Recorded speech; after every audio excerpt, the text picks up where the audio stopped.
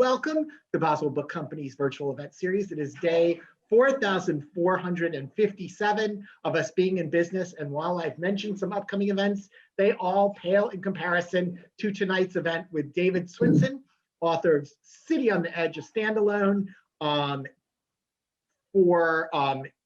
which has received wonderful reviews. Publishers Weekly called Swinson's latest outstanding, noting that Swinson offers the reader a deeply felt coming-of-age novel set against a background of powerful authenticity and not to be missed.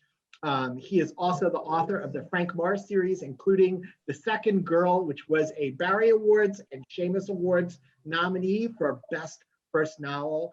We couldn't have a better conversation partner in Nick Petrie, author of the Peter Ash novels, with his latest, The Breaker, coming out in paperback this coming July, and his next book, The Runaway, scheduled for release in hardcover on January 11th, 2022. Mark your calendars. Don't forget, this event is on Zoom webinar, but you can ask questions in chat and Q&A, and we'll be sure to keep an eye on them. And don't worry, if one of your friends said they couldn't make it, we'll have this event recorded and we'll send a link to you when it's available. So without more further ado, I welcome David Swinson and Nick Petrie. Thank you so much for coming. Hi. Thanks, Daniel, for having us. Thanks to Boswell Books for having great authors to talk about their work. And thanks to David for making the virtual trek from the suburbs of Virginia. So I'm a big fan of your earlier stuff, the Frank Marr trilogy, and I really enjoyed this new book, City on the Edge. It's really got, I love this cover. It really knocks me out. Yeah. And I know this is a story you've been trying to write for a long time. So kind of what is it about this that made you keep coming back to this story? Give us a little bit of the background here. I'm not going to give up my age, but I've been wanting to write it since my 20s, you know.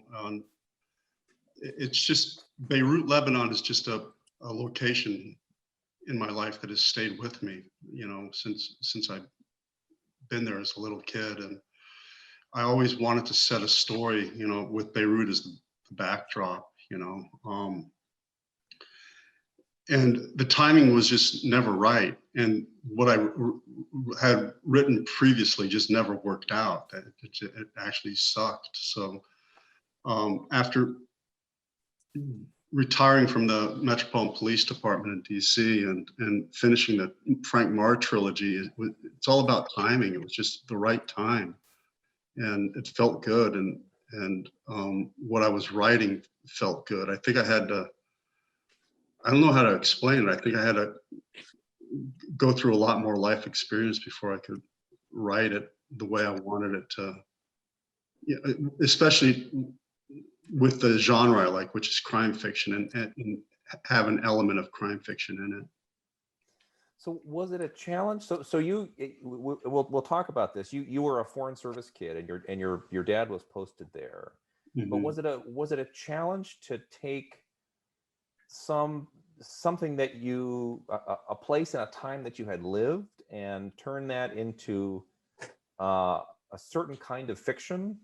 Were you trying to just write something much more autobiographical previously? Previously, yeah, much more autobiographical. This is total fiction. I mean, the family is fiction. I mean, it is based on certain life experiences. I mean, certainly, there were historical events that I experienced that, you know, I mean, there were bombings, there were shootings. It was around the time of the Munich Olympics and that whole thing. So, I mean, certain historical events did really happen, but other than that, it's fiction. I never witnessed a murder. You know, I was a bit younger than 12 years old at the time. Well, my father was Foreign Service, allegedly. You know, so I'd still like to think he was something more. I mean, I don't know. I'm sure it was just Foreign Service, or just Foreign Service. That's enough.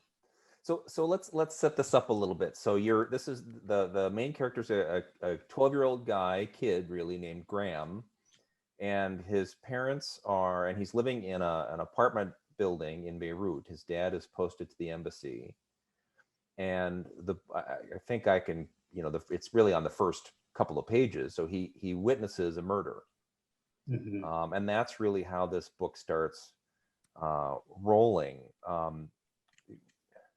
And Beirut is really a character in this, which is one of the things I liked about it. I'm very interested in place. And you've given us these two versions of Beirut. There's Beirut, which was the Paris of the Middle East, a cosmopolitan, lively place.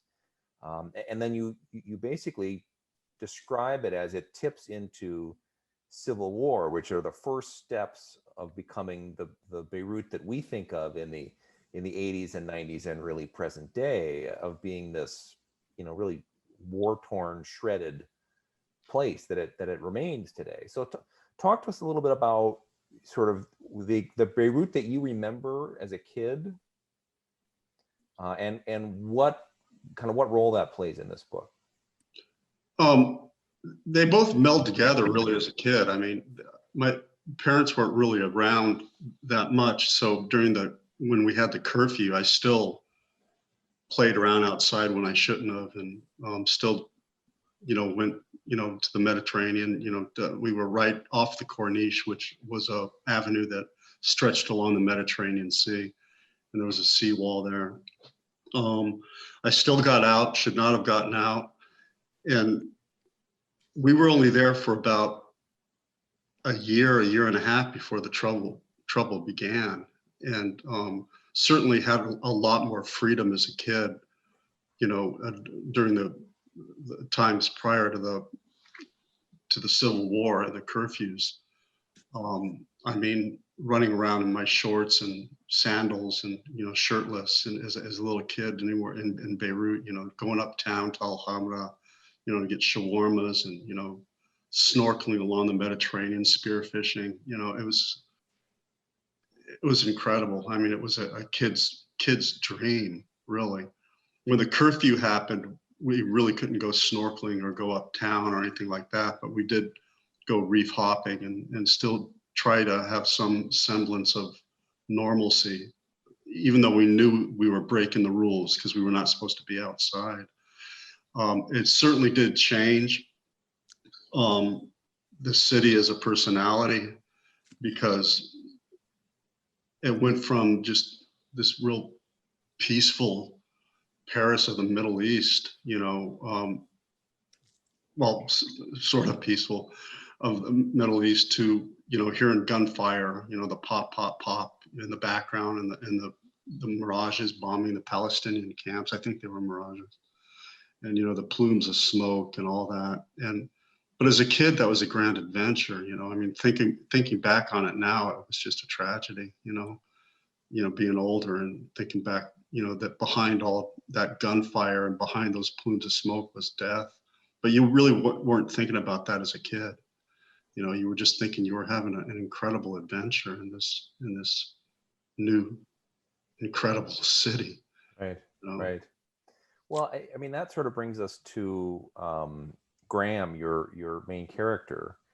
He and his friends are like most kids, sort of spying on the adult world, trying to learn sort of the secrets of being a grown-up.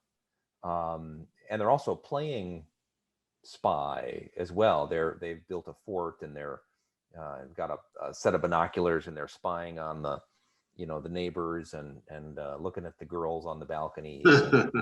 And, they're kids being kids. So talk about sort of that, sort of inhabiting that world and building that kids version of Beirut. I mean, you were younger than Graham is at this time. So talk about, sort of that, why that was so important to you to write that from a kid's point of view. Because I wanted that naive perspective. I mean, amidst everything that was happening, I didn't want him to think like an adult. You know, I wanted there to be that sense of naive adventure. Um, I mean, being in the fort and, you know, playing war in a war, you know, and I mean, you're just playing, you know, without realizing that there's an actual war happening all around you. And then spying on the parents, you know, when they're having parties and the father and his friends talking about things you really, you know, shouldn't hear, but it illuminates the father. I mean, it makes him more than, in his mind, than he actually is. And there's that whole.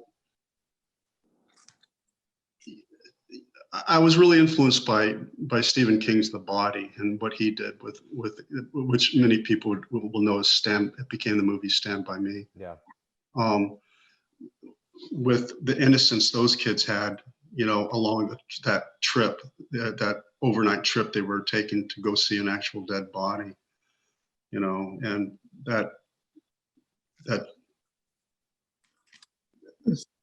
that whole naive sense of wonder and everything that was happening, and despite the danger, you know, of the other kids and the railroad tracks and the oncoming train and all that kind of stuff. So that's really what I was trying to get at. Well, and it's this idea of being a kid wanting to grow up and wanting to see adult things and do adult things, and at the same time those adult things are kind of horrific. Mm-hmm. And not really understanding how horrific those are. I mean, the way that you've layered stuff through this book is really just a pleasure to sort of see, you know, kind of how the layers of this sort of unfold. Thank you. So you know, talk about the foreign service. So your dad was in the foreign service, and so what is that life like? What was it like growing up? I mean, not just you weren't just in Beirut. You were in Mexico City. You were in what, Sweden, right? Yeah, Stockholm. Yeah. So how many places did you live? You know, what kind of friends did you have? What was that like for you growing up?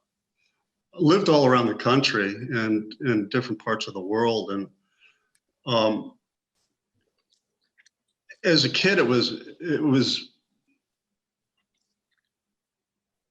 again, it was an adventure. I mean, you're leaving every 3 to 4 years, and you're leaving your friends behind.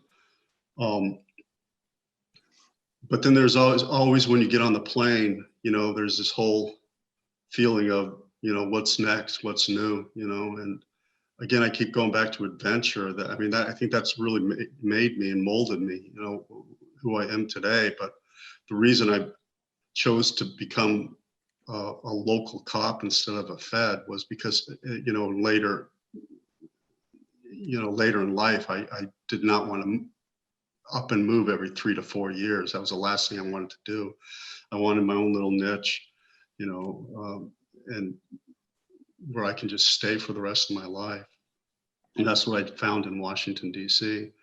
But it was tough. I mean, in a way, because you are being uprooted, and you don't, you know, you just pack a suitcase and take it with you. Everything else is packed, and the government takes, and you find it when you get to your new destination. And then you have all new friends to make, and, you know, for the next 2 to 4 years. And so it was good and bad. I mean, because there were, I mean, Stockholm, Sweden did not have an American community school. So I had the choice between going to an American community school in Frankfurt or Mallorca, Spain. So, I mean, what do you think a 16-year-old kid is going to pick? You know, I mean, a little island, you know, with beautiful women, you know, and Yes, beaches and sun. Yeah. I wasn't really thinking about beer, you know, so I would have picked Frankfurt. So yeah, I mean, so there was that. I mean, and making friends became really easy. I mean, I'm sort of an extrovert introvert, you know, but it just became very easy learning how to make friends every 2, 3 years. Well, and those are certain kinds of friendships, right? Because you have some things in common that you've all, Yeah, all those kids have been uprooted, and so yeah. And they some all leave sort of, before you. Yeah, it's you all tough. sort of develop those skills. Yeah, I mean, it was. I'm not gonna say it wasn't tough. It was tough at first, but especially moving around the country, in the U.S., that was especially tough. Not having a home, that you could call your own, and just growing up in one high school. I can't even count how many high school or schools I went to. Not high school. I mean, I went to several high schools too, but graduated high school finally in Washington D.C., which is where I call home, even though I live 20 minutes outside of it in the suburbs, sort of the suburbs. Right. Not There are suburbs and there are suburbs.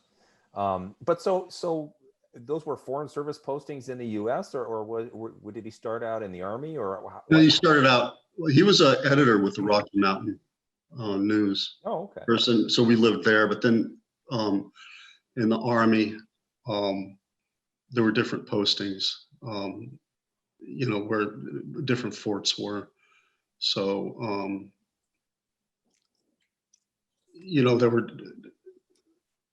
just different states that we'd live in prior to the overseas posts. Oh, so there was a lot of back and forth. Yeah, yeah. Got it. But DC was always home base. Washington D.C. And you gave your narrator the name Graham. Is that a nod to Graham Greene? Oh, definitely. I mean, I grew up surrounded by books.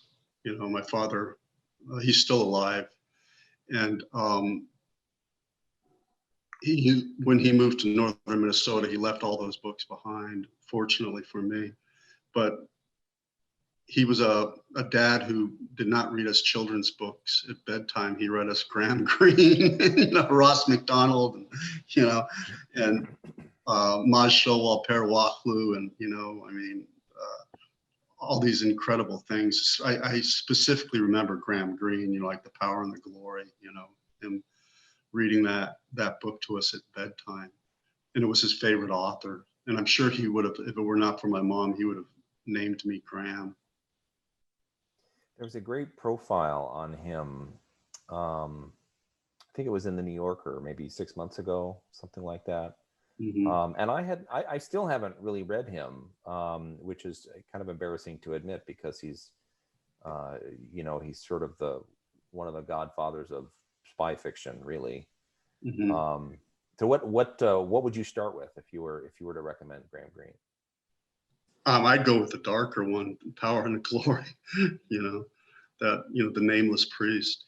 That's the one that just really stuck with me.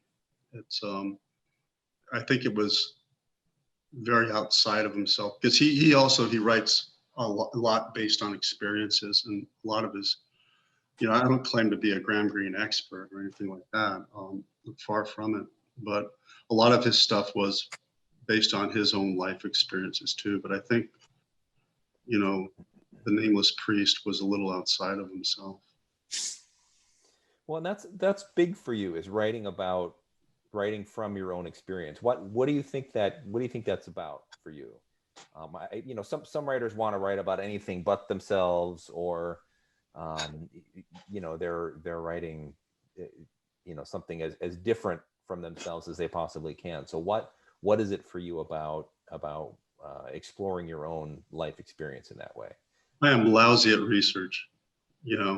I mean, with City on the Edge, I had to research just the historical events occurring at the time, like the Munich Olympics, and when I don't claim it to be historically accurate in what I saw or wrote about. I don't, even though I thought it was Mossad, I don't claim it to be Mossad. But I am just really, really bad at research, and I'm really good at writing based on my own experiences. I always have to incorporate my own experiences, even in the Frank Marr trilogy. I'm nothing like Frank. I'm not a, coke sniffer. I don't, do cocaine. but there's maybe a part of Frank that is me. And, you know, it is based on not anything that actually occurred, but it is based on, you know, things that I did experience and go through as a detective in the Metropolitan Police Department. So I didn't really have to research procedure and things like that. I tried, prior to becoming a cop, I tried writing like detective novels and stuff like that. And in my mind, they were lousy. I couldn't do it because I just didn't get the procedure right. There's writers that I know that just get it, that nail it. I mean, Ryan Gaddis is one, and I mean, you're another one with the military stuff, and I mean that nail it. I can't do that without having lived it. Well, and part of what makes, you know, to talk about Frank Marr a little bit, your first, the first three books that got that sort of put you on the map. I know there was one prior to, but you know, what I love about those books is that you don't explain a lot.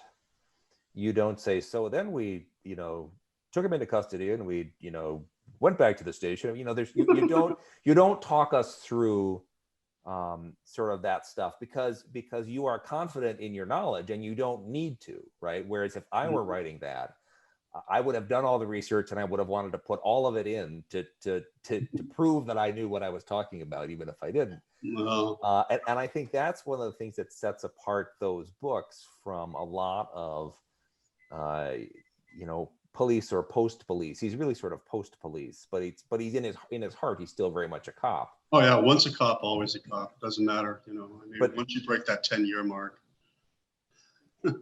it's in you whether you want it or not. yeah, you're a cop. Yeah. But I mean, that's to me is one of the pleasures of those books is how, I mean, they're so fast, and it's their first. If you haven't read, to the audience here, if you have not read The Second Girl, which is the first in the Frank Marr trilogy, so fast, the dialogue is super sharp. He is the either the most likable, unlikable narrator. Yeah, you nailed it. Yeah, that's good. Or else he's the least likable narrator. I'm not sure, somewhere in there. Yeah. And he does very early on, he does something absolutely you would think would be irredeemable in that first book. And yet he does. So I'm a big fan of those. Thank you. So it would be that I would think the temptation would be strong to, you know, those books are doing well and they're well received. I would think the temptation would be strong to just to write the next one, to lean into that. But you've chosen not to do that. So why is that? Well, I always knew there was only so far I could take Frank Marr. I mean, he's a character like my favorite guy. I'm not saying he's I'm not saying I did use Hunter S. Thompson a bit, you know, if you were younger and decided to become a cop. There's only so far you can take Frank Marr before it just gets to be too much. And well, you didn't want to take him all the way through his recovery?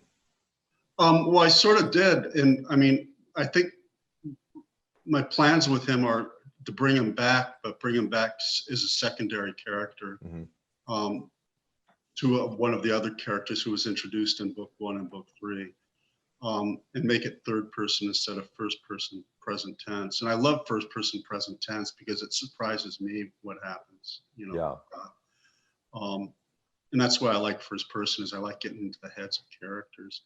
And, you know, prior to The Second Girl, I mean, that wasn't just and it was very successful. I mean, but it wasn't an overnight thing. I had been rejected, you know, a dozen times, you know, and finally, I mean, everyone was saying, you know, well, we already have that type of author, and we already have a George Pelecanos in DC. We already have, you know. I think it's absolutely unique. Yeah, well, I mean, but no, George is the man. I have nothing. Well, no, absolutely, George is the man, but that's not what you're doing. I know it was. That's what my argument was. Well, no, the second girl though was unique. I was writing police procedures and procedurals, and they were too procedural, and I decided to do something which I had been playing with in my head for a couple of years, and it had to do with a burglar, not necessarily a disgraced retired cop. And I changed it around. I decided just to go outside of myself and just to do something with a character that is nothing like me and that I could just have a lot of fun with. I mean, you nailed it when you said, I mean, I can't decide either if he's just a very likable, unlikable character or the other way around. But just a character who doesn't brood, doesn't complain. He's very happy with his lifestyle. He could continue it. He refers to his cocaine addiction, his massive cocaine addiction, as his lifestyle, which I love. Yeah, exactly. It is his lifestyle. And it's not something he even would say I'm proud of or anything like that. It's just a part of him. It's what he does, you know. He prefers it to the other version of himself. Yeah, I mean there is that, but we don't get into that in the books, and and so I think that's what separated it from writing police procedurals for me, because being a cop, I had to get everything exactly right, and that can get just a little bit boring, you know. Yeah. I could break some rules with Frank, and he broke a lot of rules. Yes, he did. Yes, he did. And not to, I don't want readers to think that that these are super dark, although they sometimes go to dark places, or that he's not he's a very compelling character, and he's funny. I mean, you are a funny writer, in fact, although you probably don't think of yourself that way. But to me, I think that just the take on this particular version of life is unique. Mm-hmm. I don't know. I had a reader reach out to me for book. She'd finished all my stuff and she was looking for book recommendations. And I suggested you, and I said, it's about a disgraced cop who's a cocaine addict. And she said, that doesn't sound like my kind of thing. And I said, just try it. And I got an email back 2 days later saying, I finished it. I've bought the next 2. Thank you so very much. Wow. Well, thank her very much. So, that's absolutely cool. And thank you for recommending it. Well, it's nice to spread the gospel, right? People whose work you like, it's nice to spread it around a little bit. Yeah. No, thank you. Yeah. He's Frank is still very much alive in my head, I mean, so I'm not done with him. I hope I didn't piss, the Marv fans off, with City on the Edge, but I mean, City on the Edge, I don't even look at it as a departure. It just it's an in-between standalone novel and something that was the right time to write, like I said. And I'm not ready to go back to Frank yet. I mean, the next book, I'm getting into a little early, but it's going to be sort of a punk noir type book. And because I want to go back to the 80s. And then I think I'll be ready for Frank again, because he's there. Well, I had, it makes me think of two questions. And one was that, that I almost thought that Graham might have been Frank's childhood self. That there were these little asides that in City on the Edge, there is this not often, but there's a little bit of commentary from the 12-year-old Graham's adult self, who's a cop. Mm-hmm. Talking about when he's, what it's like to see a body, and a little bit about sort of reflecting back on his childhood. And it made me think both that, like, that would be an interesting backstory for a guy like Frank. Mm-hmm. And it also made me wonder, like, if we would see Graham come back at 16, or Graham at 22 or something, that foreign service life has a richness to it that it would be interesting to see that develop. Is that something that's ever occurred to you? I see Graham coming back as a cop, definitely. I mean, there's only so many adventures, I think, realistic. I'm a very realistic writer in a way. And Well, you can only be so realistic. I know, I don't, crime fiction. I know, exactly. But I just don't see him having an adventure in near-death experiences in every country he's lived in. So, but I definitely would see him coming back as an adult, as a cop, even as a rookie. I've always wanted to write a rookie story, you know, again, based on experiences, because in DC, that was pretty incredible being a rookie. I mean, the academy is 8 months. And then we spent, at that time, we spent 6 weeks at Quantico, you know. So, I mean, but then when you hit the street, man, it all goes out the window. Everything goes out the window, you know, and it's just, I mean, I smile because it's just, I loved it.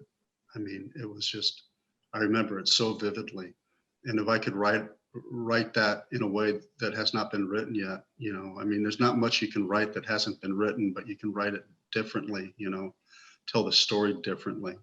There's so many rookie, I mean, geez, Wamba, right? You know, I mean, the choir boys, and you know, I mean, all that stuff. You know, I mean, yeah. So I would have to find a way to write it differently, you know, and maybe having Graham as an adult with that background would be interesting. Well, his father still being alive. And if it's in DC, I mean, you could bring in, you know, some of that, you know, that spy flavor of things. You've got, you know, DC has all of this international stuff going on. It'd be interesting to sort of see that version, right? Pelicanos's DC is very much street level, but it would be interesting to sort of see, to have the international piece flowing down through it. Yeah, I was in intelligence for quite a while.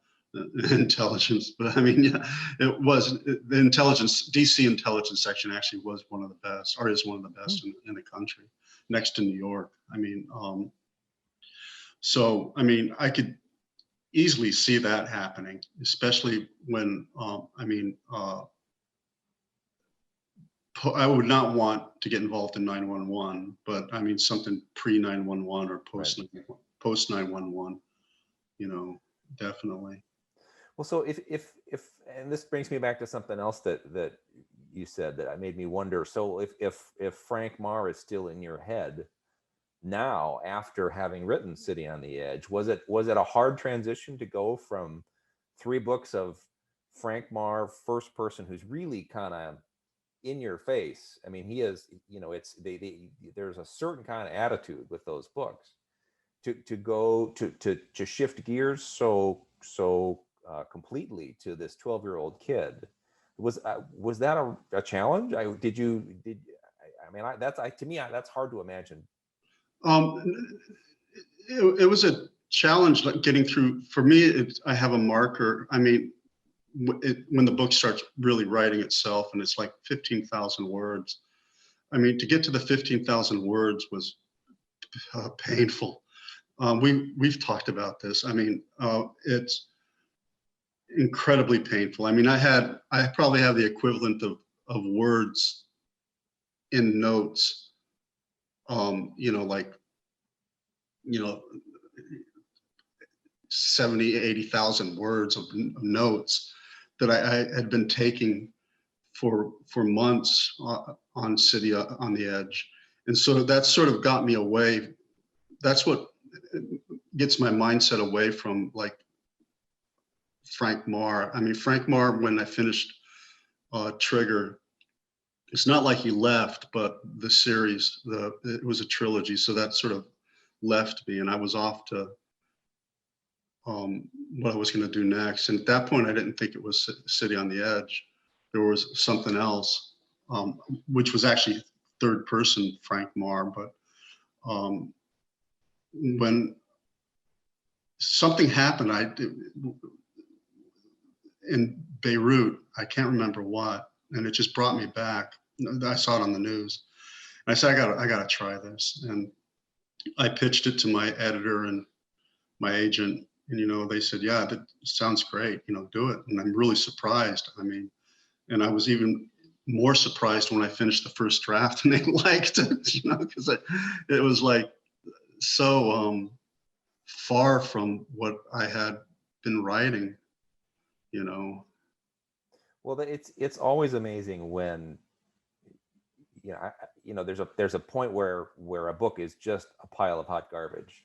You know, no matter what its objective qualities may be, to the writer, it's just like, I can't, I have no idea what this is. It just seems like crap.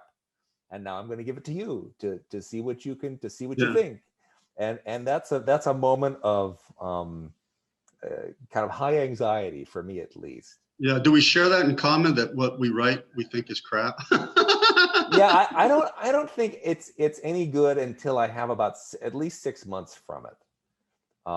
There's a point in which I start to sort of do a little prep for the book tour, where I go back through the book, and I'm already deep into the next book, but I sort of go back, and it's like, oh, you know, boy, I really like that part. You know, exactly. I really like that scene, and oh, hey, this character really was a bunch of fun to write and really comes alive. You know, there's a point where it's like it becomes something. You know, you can see it for itself, as opposed to see it for all the things that you haven't been able to do with it. Yeah, you know, I can finally do that with The Second Girl. I can actually pick it up and say, you know, this wasn't that bad.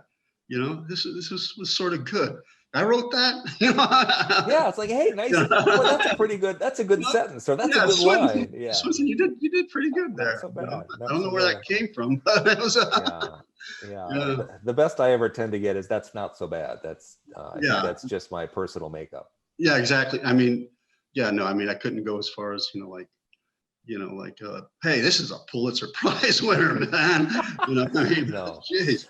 Well, I think people who think like that about their work all the time don't ever try hard enough to make it better. I mean, I think part of this, I don't know, self-doubt and insecurity, let's say, about your work is part of what drives you to keep trying to make it better. And I think that's part of what I mean, I know there are people like, Stephen King, who, is super prolific and has been, producing lots of work for a long time. John Grisham is another one of those guys who, they just make it look easy. But the people that I as writers like the best are the ones who are willing to admit how hard it is. And that it often feels like you're sort of floating out in midair. Yeah, I mean, I don't write masterpieces by any stretch of the imagination. I mean, but it's painful. I mean, to write, you would think that I'm in my head I'm writing something like that, but I'm not.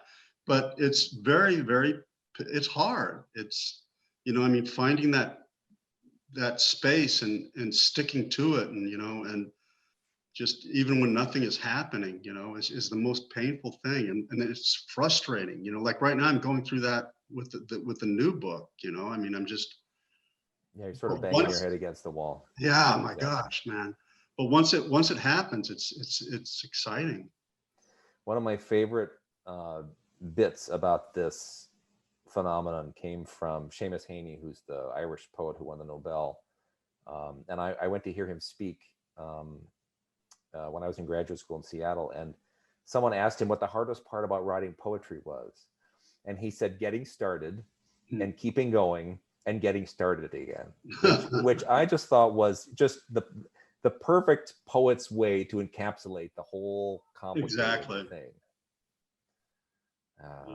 Yeah, I have that up on my wall.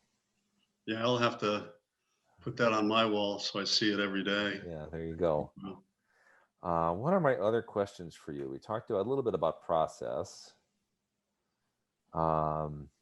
Yeah, so has writing gotten easier for you, or is it getting harder, or is each book its own animal and you try not to think about it that way? Each book is its own thing. It's definitely I found my voice. You know, the voice is different in every book, except for the trilogy. But the voice in this book is different. You know, so I think I found that style Yeah. that I can be comfortable with. But each book is a different thing. But they all share, you know, one thing in common: how difficult it is to start. You know. Yeah. And Another I one don't know where, I don't know, I think we've talked about this too before, is do you know that you don't outline? I don't outline. I I start with like a situation. Something happens, and either my main character is the instigator or he's reacting to it. And then it just sort of, you know, in theory, just sort of rolls on from there. But finding the right situation to kind of fire up my storytelling machine is often kind of hard. The book I'm working on now, I had 3 different beginnings, and none of them seemed to make any sense. And then I got in the car and I drove to Nebraska, and on little back roads, with the air conditioning out. And I sort of, I, you know, by the end of the 3rd day, I sort of knew kind of I sort of knew where I was going, and I knew which of those beginnings I could trust. But I had to kind of feel my way in. Mm-hmm. So I don't know, not to complain at all about it, but it is, I think readers often sort of think that we just sit home and we type, and the stories just come pouring out. And it's, I mean, again, I'm sure there are people for whom it's like that. It is not like that for most of the writers who I know. Yeah, me too. Yeah, I wish. Yeah, right. Wouldn't that be nice? Yeah. Wouldn't that be nice? Well, so writers are really start out as readers, right? So what was there a first book that really hit you early on, that made you sort of say, this, I want to do this? You mean When you were a kid, or when I you knew know, I was going to be a writer? yeah. I knew I was going to be a writer when I was 17. And what was that? Was there a book? To Kill a Mockingbird. To Kill a Mockingbird. Several times. Yeah. And what was it about that? It wasn't something I could really put into words until all these genres started appearing. Well, there was always the mystery genre. There was always, you know, that kind of stuff. I mean, but it's everything from suspense, court drama, mystery, coming of age, literary, right, place, social issues. Social issues. It's everything, and it's highly readable. You know, Yeah. The chapter, I like short chapters. I mean, the chapters are longer, but I mean, it is so highly readable, and that's my go-to book. You know, and my other go-to book is always like you know, Dickens, or go-to books, you know, are always like Dickens or G.K. Chesterton or C.S. Lewis's nonfiction, like Problem of Pain, things like that, you know. The Problem of Pain? Yeah. That tells me a lot about you, David. He even gets some animal pain. But I mean, no, I mean, yeah, no, it's just I like theological, you know, nonfiction. Yeah. Have you read George Orwell's essays? I read Orwell's, you know, Orwell and, was it Orwell and G.K. Chesterton that had the famous letters back and forth? I can't remember. I believe it was. I read Orwell's The History of Man. I think just volume 1. Oh, and it was G.K. Chesterton, because that pissed G.K. Chesterton off so much that he came back with The Everlasting Man. And because he was so opposite of, you know, like the teachings of, or what G.K. Chesterton and C.S. Lewis believed, you know. Right. But I mean, I loved Orwell. I read one of his, what's the title of that book? Coming Up for Air or something like that. I can't remember. It's been a long time. Yeah, or Keep the Aspidistra Flying. I like a lot of his more obscure, fiction pieces. I would think Keep the Aspidistra Flying. I mean, maybe someone can research that and let me know if I'm right. That was well. And are there books that you felt like you learned to write from? Not writing books per se, but are there books that you sort of said, as an adult, something that you would look at and analyze and take apart? Did you ever function like that as a writer? Oh yeah, definitely. The whole 10-book series, the Martin Beck series by Maj Showal and Per Waflu, Mm-hmm. the husband-wife team, where Stockholm was definitely a character in it, and I inherited those books. My dad again is still alive, but he left them behind. So they're small books, and very police procedural, but very character driven. And again, the city is as much of a character as the main character. I learned a lot from that series, and I learned a lot from like reading Wamba and and stuff like that, and even Henning Mankell. Right. I love the dark. I mean, I love Scandinavian writers. I mean, they have a tendency of being dark, but I mean, the Martin Beck series is not dark at all. I mean, one of the books, the Laughing Policeman. Yeah, no, I remember them as being sort of playful, but it's been a long time since I've read those too. I wonder if those are still in print, Daniel. Would you send up a link for those? That's a series that a lot of writers talk about, but I don't think many people read anymore. Yeah, they're. I highly recommend reading. I mean, they're such quick reads, and there's 10 books in the series spanning 10 years in the 70s in Stockholm, Sweden. Well, yeah, it's the 70s. In that political time, everything that was happening politically at that time is in the books too. So it does have a historical element to it, but again, it's totally fiction. And Martin Beck is just a really great character. The trying to think, there's another series. Is that Henning Mankell that are set in Amsterdam? I can't remember. Anyway, I hate that when there's a book you want to recommend and you just can't. Yeah, no, it's. Yeah. Oh, The Laughing Policeman is number 4. Oh, there you go. In the series. And he's got a link for us. Great, thank you, Daniel. Yeah, I mean, you can read them out of sequence. So you can start with The Laughing Policeman, which is one of the best. I think Roxanne is the first. Roseanne is the first in the series. But I think I even started with The Laughing Policeman because I liked the title, and then I went to book 1. And is there something you're reading now that you love? Something that or can you write, because you're really sort of starting something now. So can you read when you're? It's really hard. It's really hard to read new authors because there's so many authors that, I mean, for instance, before I started writing this book, I read Ryan Gaddis's new book, The System. Well, it's not new anymore, but an incredible book. I highly recommend that book too, because he just nails it. It takes place in Long Beach, I think East Long Beach, and he just nails the whole procedural stuff and just the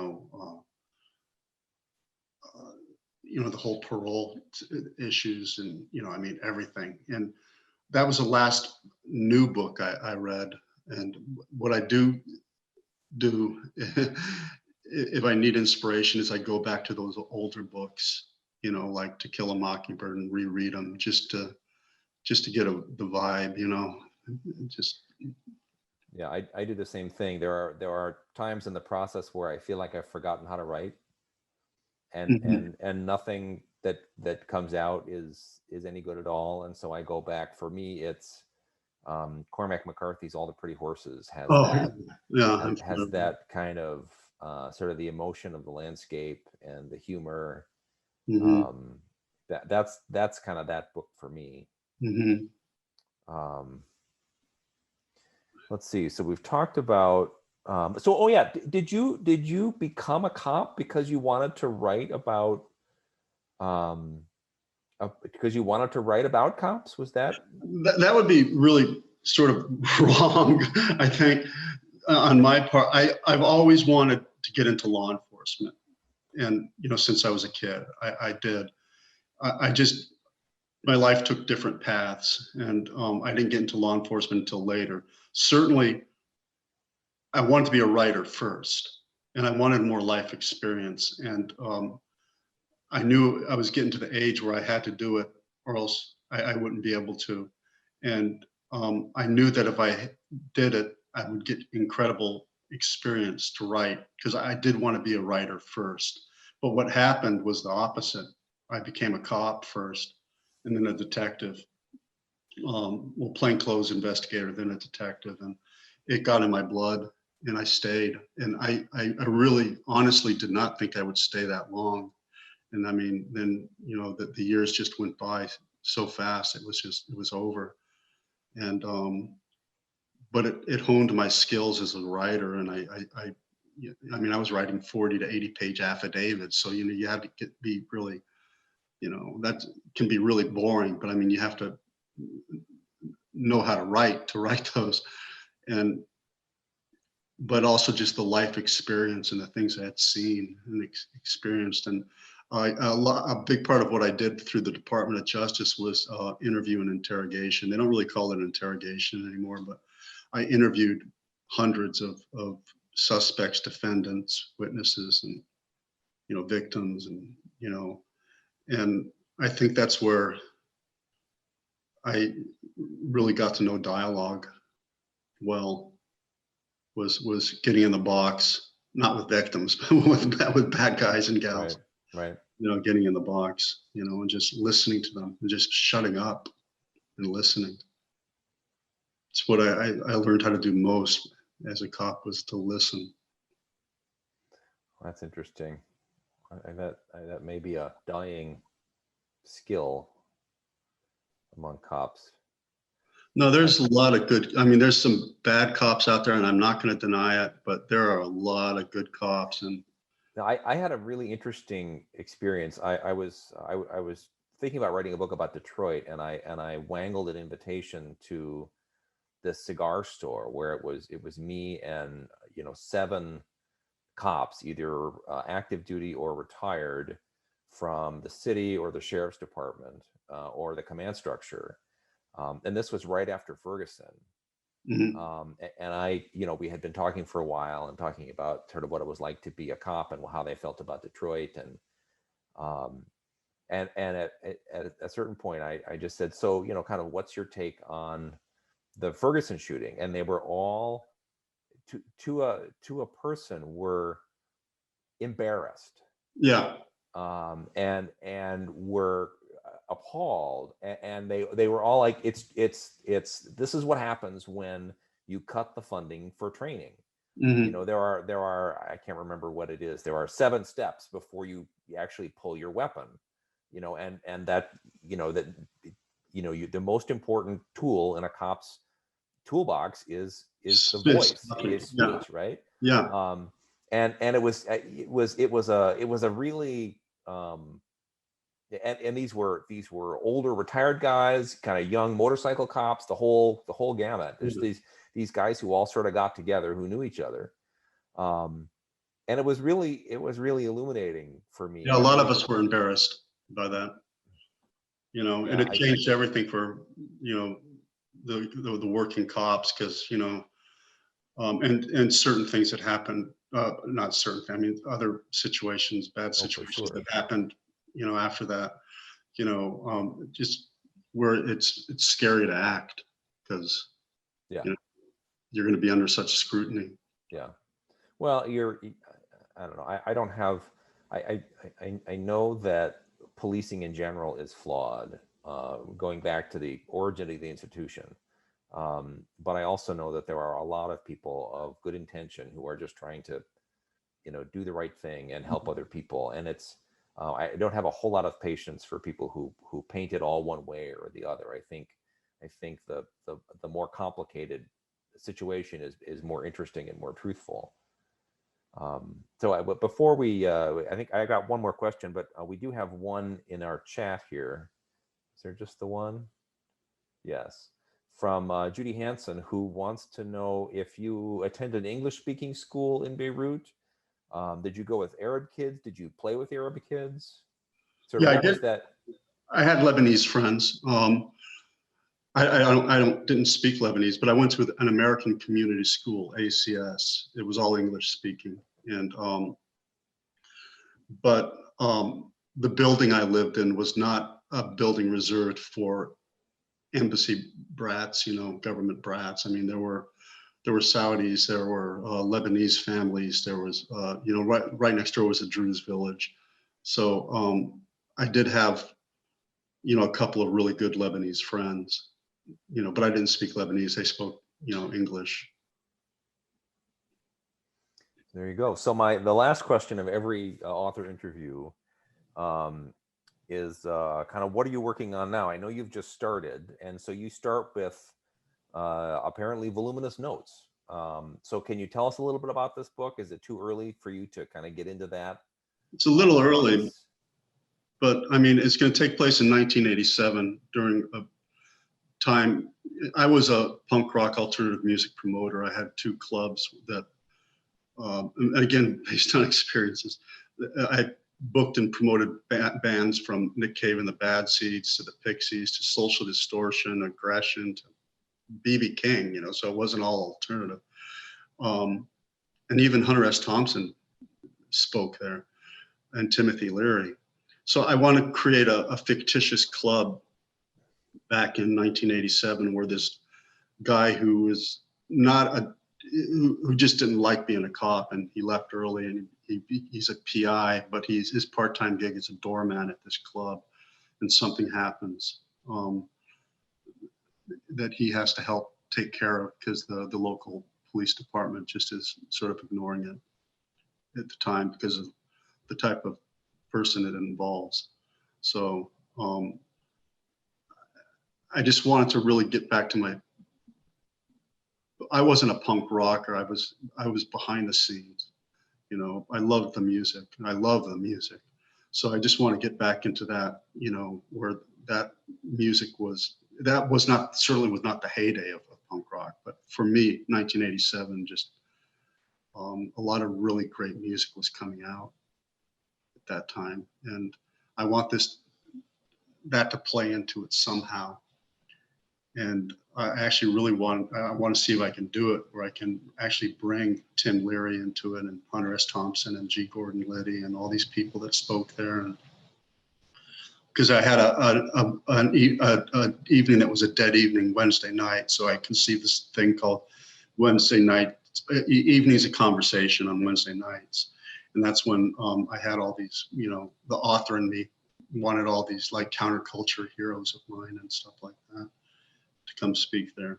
And I believe it or not, Hunter S. Thompson did like 2 shows there that were incredible.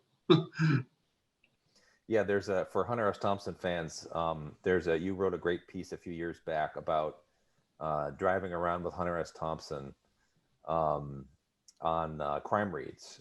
So if you Google crime reads David Swinson, Hunter S. Thompson, I'm sure you'll find it.